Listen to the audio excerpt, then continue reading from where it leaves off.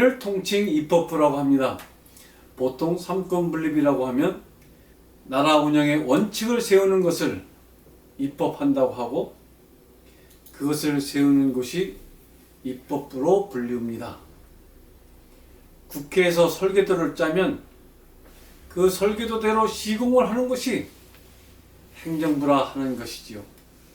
그 시행의 총대표가 행정부 수반인 대통령이라 하는 것입니다. 국회와 행정부의 관계는 겉으로 봐서는 설계회사와 건설회사 사장과의 관계 같아 보입니다. 건설회사 사장은 아무리 어떤 건물을 짓고 싶어도 설계사들이 도면을 안 만들어주면 건물을 지을 수 없는 것처럼 보이는 것이죠.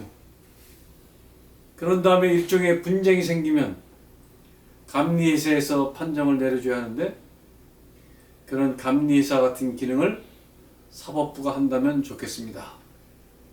삼권분립은 이렇게 근본적으로 자기의 역할이 있음을 인정하는 것으로부터 출발합니다. 근데 말로는 이렇게 하면서 실제도 이렇게 하느냐? 여기서부터 문제가 시작되는 것입니다.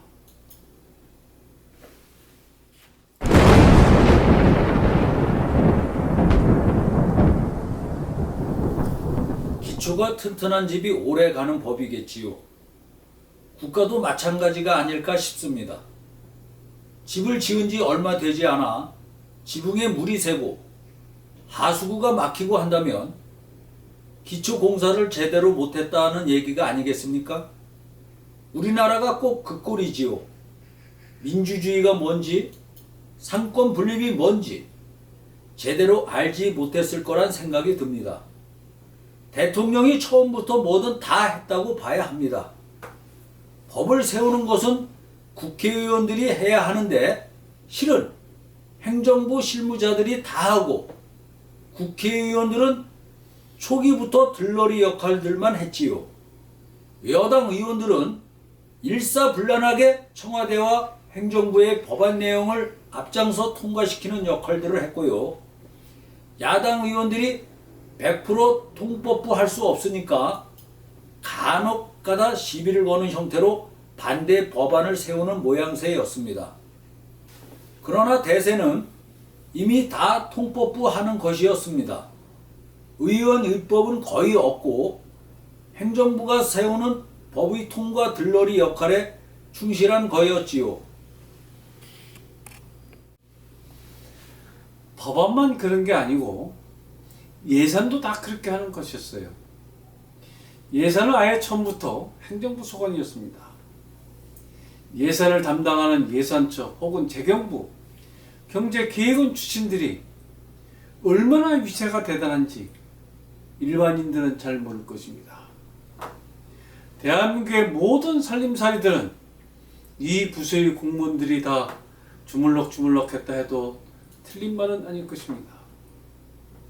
대한민국의 시작과 끝을 이들 공무원들이 다 했다고 해도 절대 과언이 아닙니다. 삼권분립은 나중이고 국가를 이들이 움직였다고 봐야 합니다. 대통령도 이들 위에 얹혀 있었다고 봐야 합니다. 야당의 인재 육성과 양성 기능이 마비되어 있는 상태에서 행정부와 대통령 세력의 독주는 계속되었습니다. 야당이나 여당이나는 국가를 경영할 설계도를 그릴 수 있는 능력들이 없었다고 봐야 합니다. 이러면서 어느새 행정부 독재가 전통이 되어버렸고 국회는 이들에 의해 뭣도 모르면서 귀찮게 하는 존재들로 규정되어 버리는 것이었습니다. 정당과 국회 무용론의 배경에는 이런 잘못된 학습과 공작이 크게 작용했다고 봐야 합니다. 정당 안에 유능한 인재들이 있어야 하는데 정당은 죽어가고 있고 행정부만 독주했다는 그런 지적입니다. 여당은 거수기들이 되어 감으로써 정치가 죽어가는 것이었고 야당은 일제시대 때의 임시정부파들이 모이듯이 국가 경영론자들이 모여 있는 것이 아니라 협객들, 지사들, 식객들 이런 세력들만 모였다 이런 이야기입니다. 그리고는 오로지 정치 언어만 양상시키는 정치꾼들 집단처럼 비화되어 버리는 것이었지요. 여기서도 정당 정치를 제대로 세우지 못하는 대통령의 독재 통치 기술이 작동되고 있었다고 봐야 합니다. 정당과 입법부는 국가 경영 설계도를 그리는 집단입니다. 설계도가 잘 되면 나라가 선진화되는 것이고 설계도가 조잡하면 조잡한 국가가 탄생하는 것입니다. 그런 점에서 정당과 입법부의 선진화는 대단히 중요한 국가적 과제인 것입니다. 의원들이 설계도를 그릴 수 있어야 하는데 각 정당들이 설계도를 잘 그리는 실력자들은 퇴출시켜버리고 거수기들로만 국회의원들을 세우고 있으니 정치가 후퇴했다는 소리를 듣게 되는 것입니다. 실제로 입법령을 보더라도 국회의원들이 법을 알고 통과시키는지 여러분들은 그렇게 생각하십니까? 턱도 없는 이야기들입니다. 국회의원들 법 하나도 모른다고 봐도 틀린 말 아닙니다.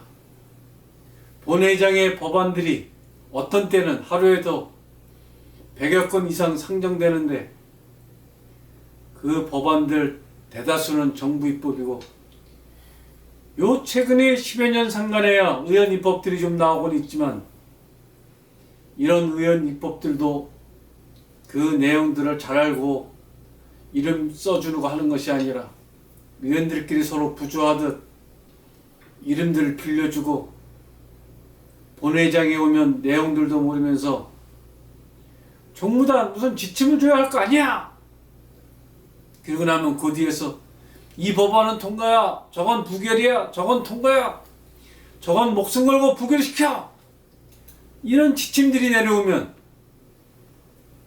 의원들이 군사행동하듯 일사불란하게 원내대표의 지시에 따라 행동하는 것이 현재의 입법 분위기인 것입니다. 국회의원들이 법의 내용을 안다고 생각하십니까? 국회의원들 법 내용 한 번도 안 읽어보고 표결하는 것이 현실이라는 점을 여러분에게 고발드리는 바입니다. 법은 왜 이렇게 많습니까? 법이 이렇게 많아야 합니까? 국민들이 저 많은 법을 알 수가 있습니까? 법의 범람이고 법에 치여 살 수가 없다고 아우성입니다. 싱가포르 같은 경우에는 법이 없어도 길거리에 담배꽁초 하나 없지 않습니까? 우리나라는 국민들 전부 범법자로 만드는 법제이고 변호사들만 먹고 살게 만드는 법제 아닙니까? 공무원들도 어떤 법에서는 하라고 육성법까지 만들고 어떤 법에서는 하지 말라고 규제법으로 숨겨놓고 있으니 공무원들 재량에 따라 해줄 수도 있고 안 되기도 하는 공무원들 좋은 법 시스템 아닙니까? 어느 순간부터 정당과 국회에 법률가들이 대거 포진을 하고 정치를 좌지우지하는 일들이 일반화되어버리는 것이었습니다. 사법부 엘리트들도 나라의 중요한 인재들이니 입법부에 와서 일하지 말란 법은 없을 것입니다. 그러나 이들이 너무나 많고 이들이 잘못된 학습에 의한 의식화도 적지 않게 작용하는 것이어서 많은 문제점이 나타나고 있습니다.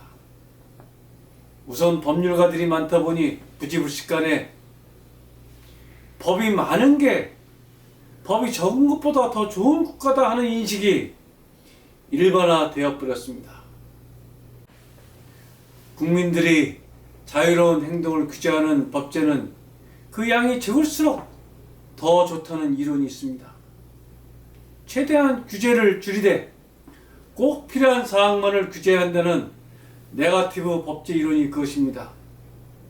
축구의 예를 들면 공에 손을 대면 안 된다 하는 몇 가지만 규제하고 공을 엉덩이로 차든 발꿈치로 차든 상관하지 않는 것과 같은 것입니다. 이런 네거티브 법제가 국민들도 이해하기가 쉽고 법의 통치보다 관습에 의한 통치로 세상이 이끌어져 나간다는 장점이 있습니다. 우리나라의 경우는 집을 하나 지으려 하면 이렇게 하라 저렇게 하라 규제가 너무 많은 법제를 택하고 있습니다. 미래 사회로 갈수록 모든 게 자꾸 복잡해지니까 법제도 불가피하게 어렵고 복잡해질 수밖에 없다는 것을 이해하지 못할 바는 아닙니다. 그래서 그럴수록 법제는 오히려 더 자주 심플하게 가다듬어야 한다는 이론에 저는 더 마음이 끌립니다. 왜냐하면 그렇게 해도 양쪽으로 법 조문은 늘어나게 되어 있거든요. 계속 조문이 늘어날 터이니 최대한 규제를 압축해 만들자는 이론이 더 정교한 게 아닌가 싶습니다. 현재는 언론 방송사에서 앞다투어 법 많이 만든 사람을 칭찬하는 분위기거든요. 법조문 많이 통폐합시키고 양을 대폭 줄이거나 폐지시키는 의원은 다루어 주질 않는 것 같습니다. 저는 우리나라 법제 반 이상 폐지하거나 통폐합시켜야 한다고 주장하는 사람입니다. 선거법을 하나 예로 들어볼까요? 선거에서 가장 중요하게 규제해야 할 것이 무엇이겠습니까? 관건선거와 금권선거 아닙니까? 그렇다면 선거운동을 어떤 수단으로 어떻게든 다 풀어줘야 하고 관건과 금권만 집중해서 막는 게 옳을 것입니다. 주례를 서지 말라, 화환을 보내지 말라 이런 소소한 문제까지 규제하니 얼마나 한심스럽습니까? 금권을 막기 위해 법적 선거운동 기간 총 제한 금액은 얼마다 하면 그 범주 내에서 가장 효율적인 선거운동 방법을 후보자가 찾아내지 않겠습니까? 나머지는 다 풀어줘야죠. 반칙하는 사람을 찾기 위해 후보 쌍방간 감시단을 법제하면 간단한 일 아닙니까? 위반하는 사람은 축구에서도 경고와 퇴장이 있듯이 이렇게 간단하게 경고와 퇴장 제도만 잘 운영해도 되지 않겠습니까? 문제의 맥만 잘 짚어 규제하고 나머진 다 허용하는 게 정답이라고 저는 봅니다. 투개표는 후보들이 서로 철저히 감시하면서 수건표 하나만 잘해도 부정선거 시비는 사라질 것입니다. 법제에서부터 이상한 것들이 끼지 않게 최소의 것만 법제하자 이런 이야기입니다. 오늘은 여기까지 하겠습니다. 여러분, 법이 범람이고 법의 오남용이 너무 심한 사회가 되었습니다. 법망을 범법자들이 피해 다닌다고 하지만 우리나라 사람들 아무나 붙잡고 조사하기 시작하면 범법자가 안 될 사람이 하나도 없을 것입니다. 그만큼 우리도 모르는 사이에 사회 전체가 거미줄같이 법으로 얽히설키 엮어서 규제가 만능인 시대가 되었다 하는 것입니다. 법 없이 사는 사회가 좋은 사회일 텐데 변호사들만 신나는 사회가 만들어졌으니 답답해서 한마디 하였습니다. 여러분 좋으셨다면 구독과 좋아요, 응원 댓글 3종 세트 꼭 부탁드리겠습니다. 그럼 다음 시간에 다시 만나 뵙도록 하겠습니다. 감사합니다, 여러분.